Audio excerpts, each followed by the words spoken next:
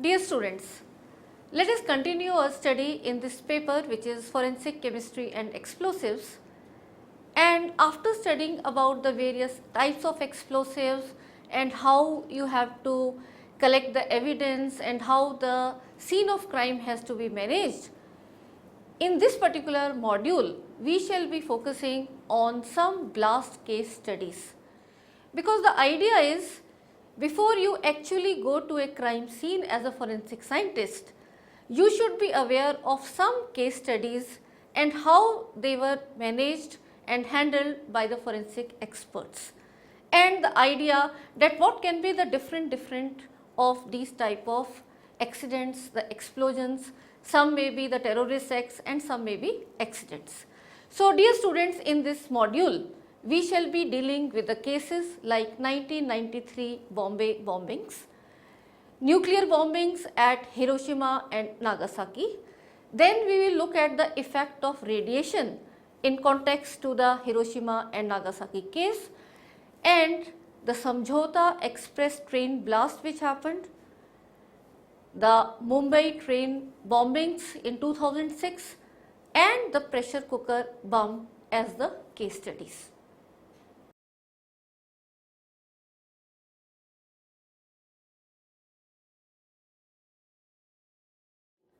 After studying this module, you shall be able to learn about all these cases, and you will be learning that how, as forensic scientists, you shall be scientifically investigating and collecting the evidence from the crime scene, and then later taking them in the lab, how proper investigation can be done, so that all the clues about what was the type of the bomb, what was the explosion material, all can be found out.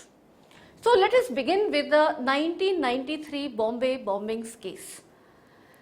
If you recall, the 1993 Bombay bombings were a series of 13 bomb explosions that took place in Mumbai, Maharashtra, India, on the Friday 12th March 1993. The coordinated attacks were the most destructive bomb explosions in Indian history, and this was the first of its kind, the serial bomb blasts across the world.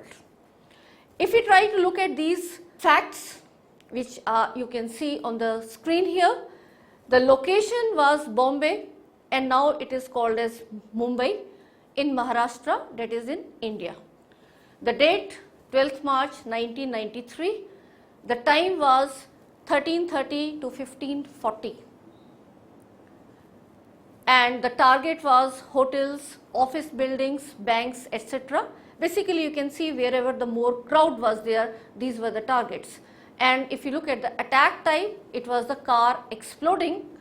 The weapons which were found, they were in car, jeeps, and they were also as scooter bombs.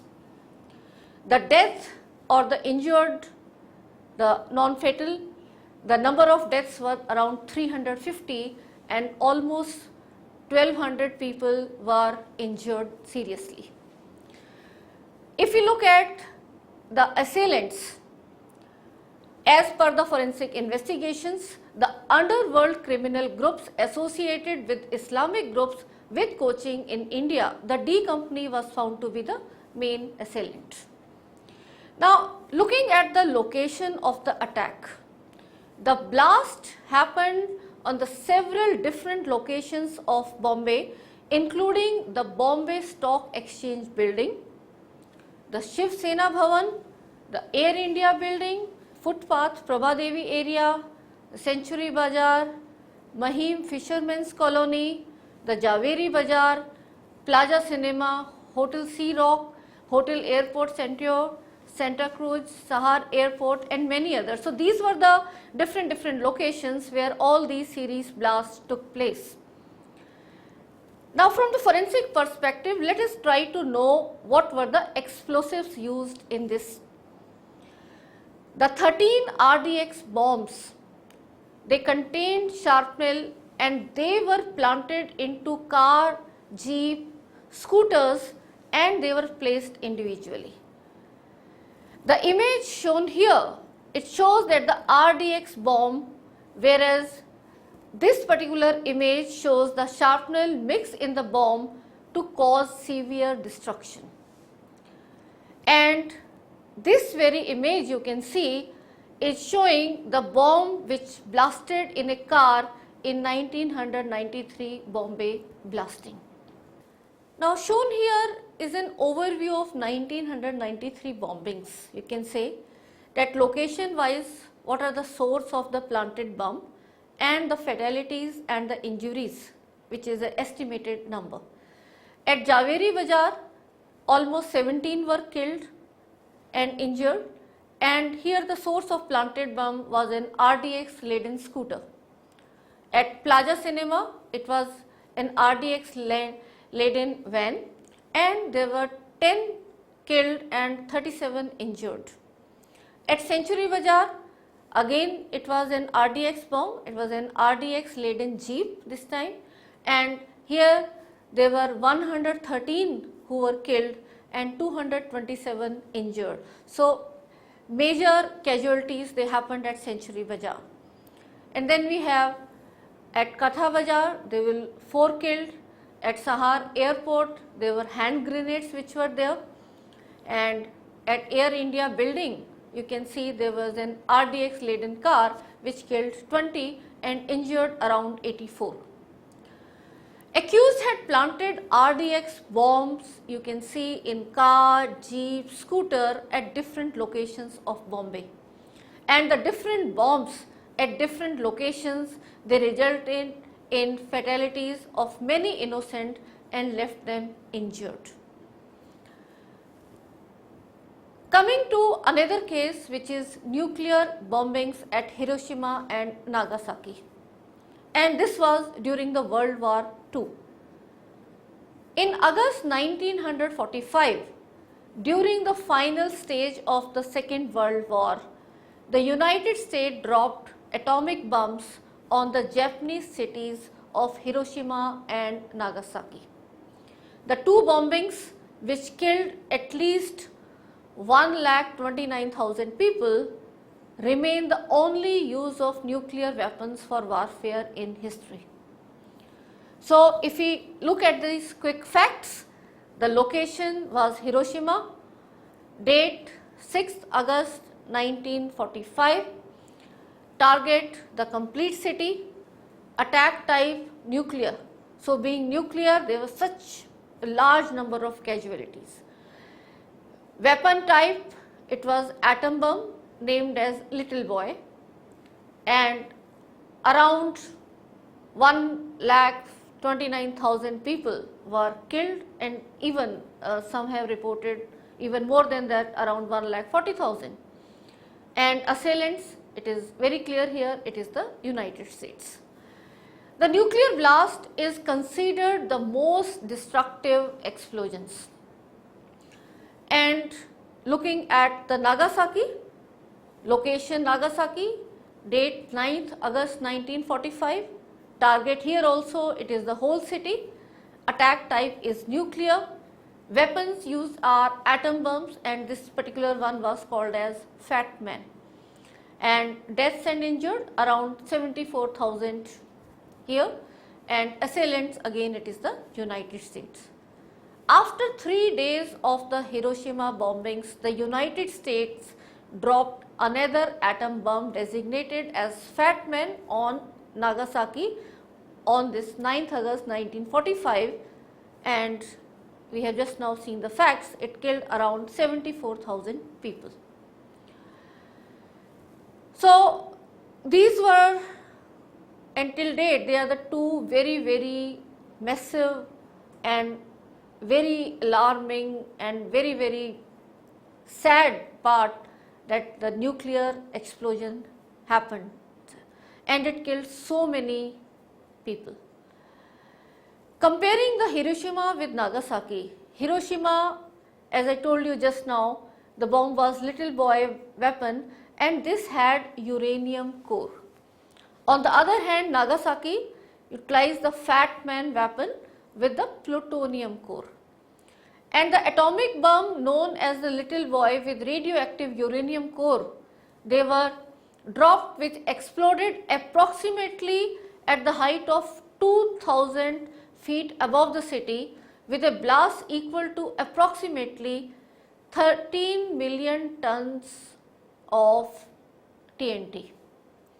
The blast instantly killed 70,000 to 80,000 people, and the bomb, titled as Fat Man, it was thrown down at the Nagasaki, which contained the plutonium core.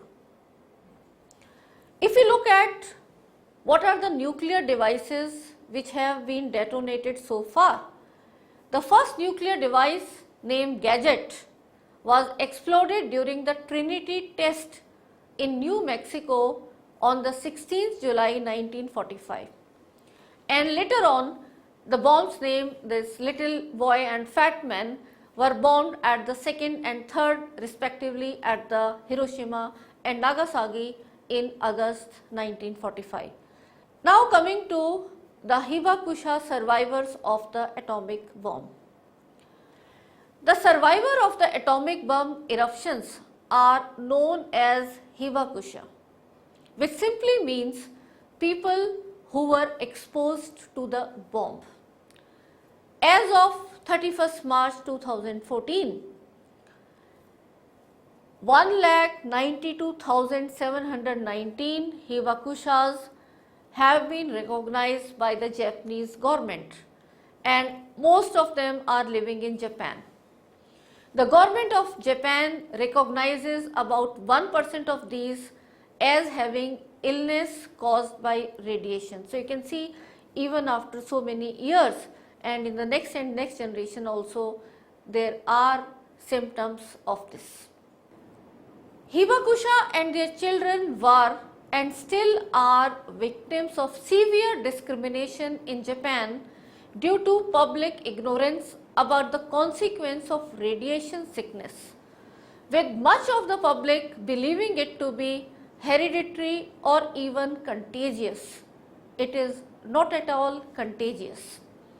And this is despite the fact that no statistically demonstrable increase of birth defects or congenital malformations was found among the later conceived children born to the survivors of Hiroshima and Nagasaki. A study of the long-term psychological effects of the bombings on the survivor found that even 17 to 20 years after the bombings had occurred, survivors showed a higher prevalence of anxiety and somatization symptoms. After this, knowing the facts about the Hiroshima and Nagasaki case, let us look at the effect of radiation. Try to understand that. Petechiae and other hemorrhage manifestations were striking findings. Bleeding began usually from the gums, and in the more seriously affected, it was soon evident from every possible source. Petechiae appeared on the limbs and on pressure points. Large ecchymosis, that is hemorrhages under the skin, developed about the needle punctures, and wounds partially they healed, they broke down and bled freely. Retinal hemorrhages occurred in most of the patients.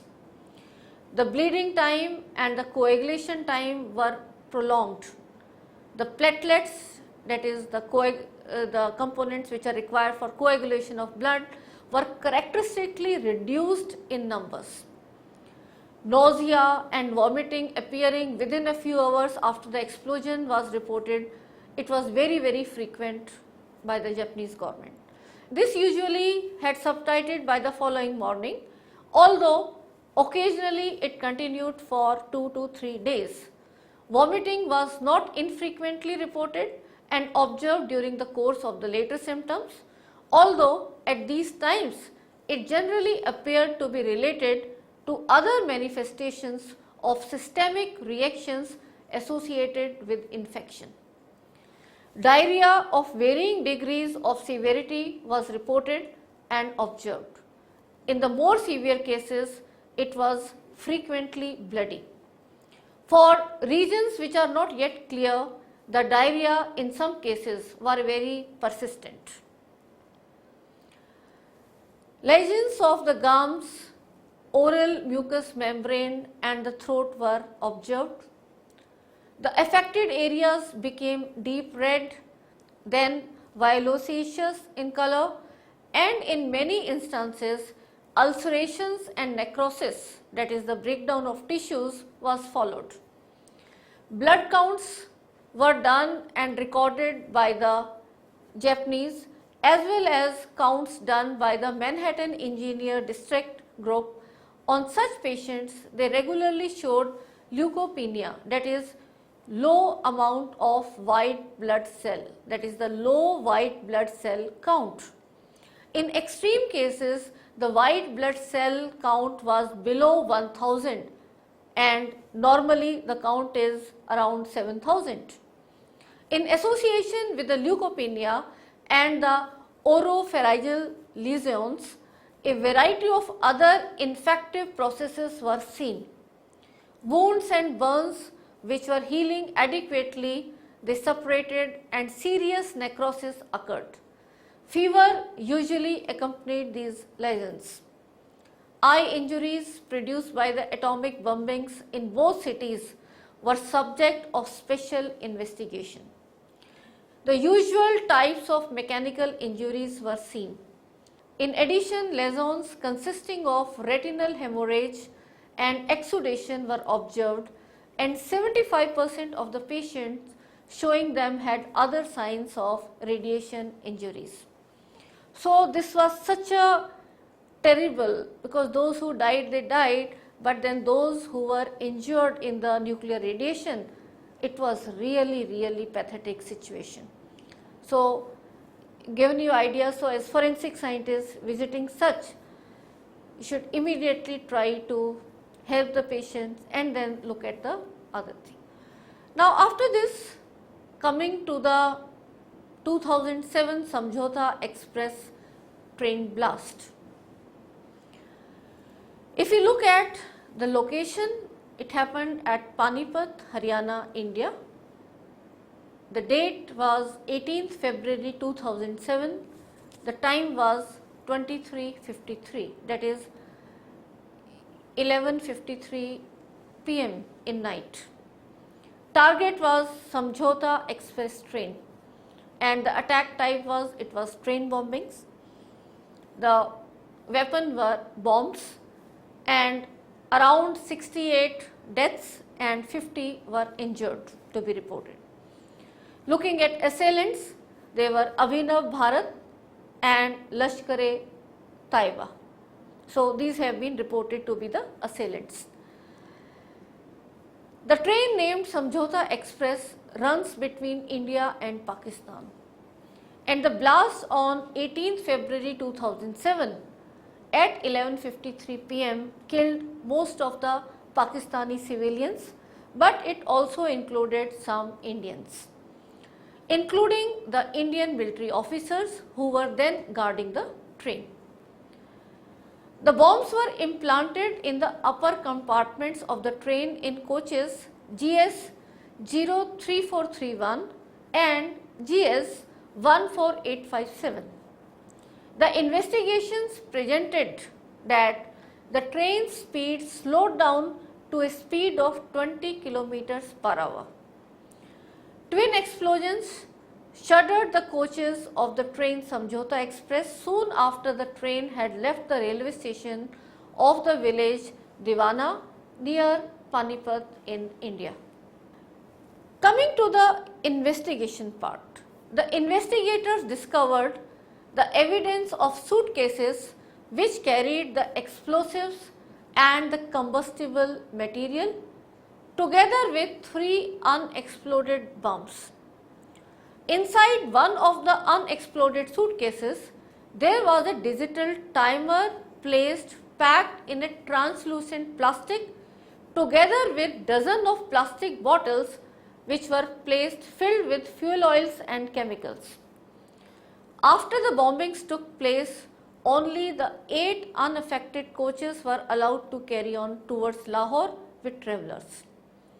And these images you can see, they show one of the 3 IEDs that failed to go off in the Samjhota Express and it was found, and the police personnel is showing one of the 14 bottles found from the blast scene which contained these inflammable fluids. Now let us now look at another case, which is 2006 Mumbai train bombings. The location Mumbai, Maharashtra, India, date 11th July 2006, time 1824, that is 6:24 p.m. in the evening. Target is Mumbai Western Line and attack type is train bombing, and if you look at the weapons, there was bombs planted in pressure cookers. Deaths, there were 209 and almost 714 injured which have been reported. Assailants which have been reported are Lashkar-e-Kahar. The 11th July 2006 in Mumbai, a massive train bombing took place for over a period of 11 minutes on the peripheral railway in Mumbai. It was a back-to-back series of 7 bomb blasts that killed around 209 people and injured around 700. And this image you can see is showing one of the bomb damaged coaches at the Mahim station. Locations, if you look at for the attack, those trains who were travelling from Church Gate, the blast location was Khar Road, Santa Cruz, time was 1824. Then another train which is 1750 fast local Church Gate to Borivali, the blast location was Bandra, Khar Road, time again 1824. Another train 1737 slow local Church Gate to Borivali, the blast location was Jogeshwari, time was 1825.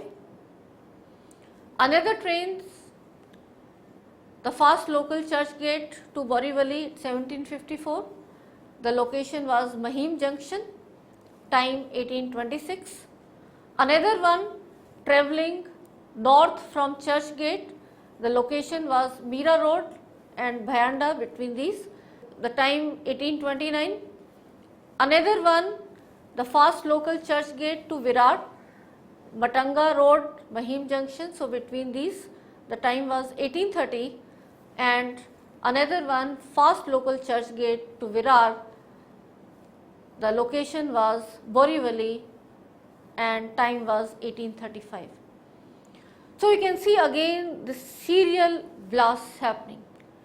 Wholly the bombs had been positioned in the first class general compartments of the numerous trains running from the city centre and to the western railway line to the western suburbs of the city. These explosions happened at or in the near vicinity of the suburban railway stations of Matunga Road, Mahim, Bandra, Khar Road, Jogeshwari, Bhayanda and Borivali. The bombs were set off in pressure cookers on trains plying the western line of the suburban railway network.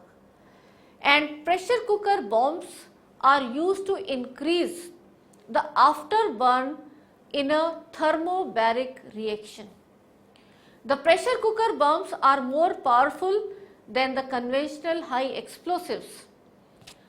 A pressure cooker bomb is an improvised explosive device which is abbreviated as IED, created by inserting explosive material into a pressure cook and then attaching a blast cap into the cover of the cooker.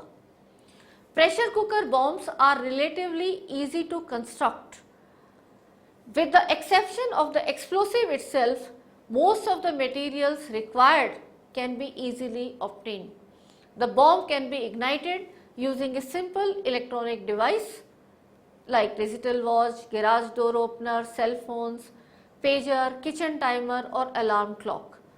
The power of the explosion depends on the size of the pressure cooker and the amount and type of explosives used.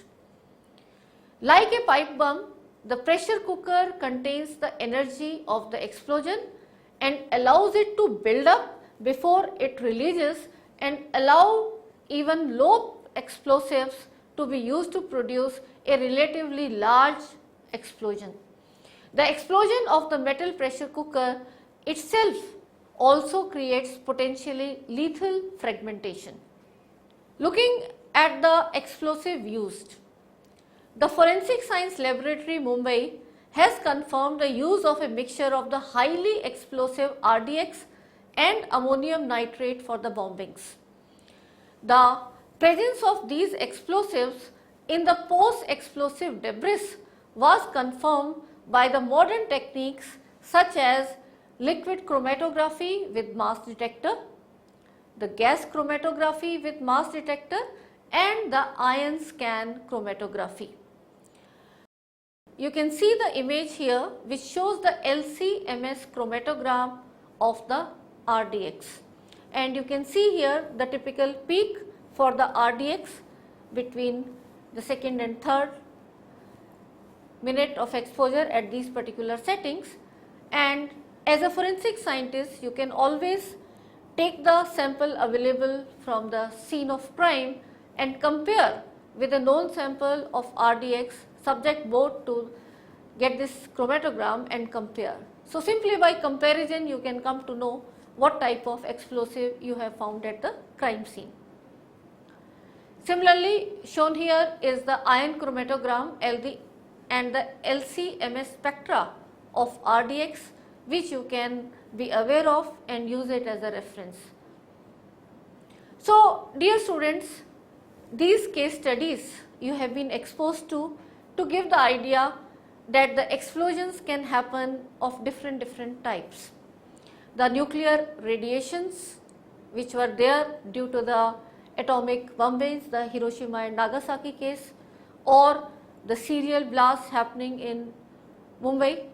So all this is giving you idea about that what all different type of explosives can be found at this.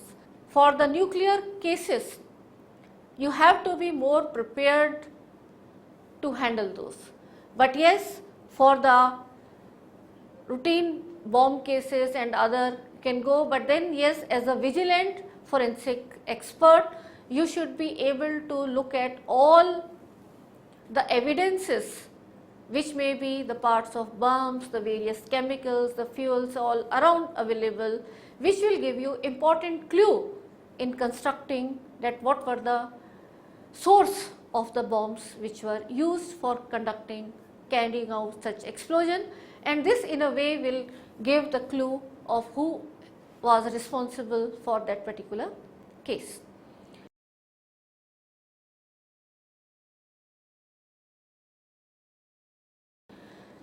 So now let us summarize what we have learned in this module.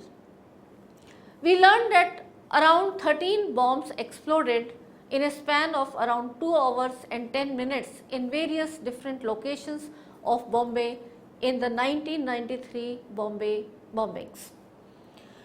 The RDX containing shrapnel in 1993 Bombay bombings. Uranium and plutonium were the core bombs were used in Hiroshima and Nagasaki case. And if we talk about the 2006 Mumbai case, it was the pressure cooker bomb. We studied in detail about these and the important dates and the things to be remembered. It was US dropped the atom bomb named Little Boy on the Hiroshima on 6th August 1945 and another atom bomb named as Fat Man on the Nagasaki on 9th August 1945, that is just 3 days after the Hiroshima. The Little Boy atomic bomb was having radioactive uranium core, whereas the atomic bomb named Fat Man was containing the plutonium core. We also studied that the blast in Samjhauta Express were exploded on 18th February 2007 after the train had passed through the railway station in the village of Dewana near the Panipat. And 14 bottles were recovered from the blast scene which contained inflammable liquids and evidence of suitcases with explosive and flammable material. In the 2006 Mumbai train bombings, all the bombings took place just over a period of 11 minutes at different locations. And in these bombings, they were set off with the pressure cookers. So all these cases, I again repeat, they are giving you the idea about the amount of damage an explosion type of case can do. So as a forensic scientist, you have to be better prepared and you have to be more knowledgeable, and that is why you have been told this information.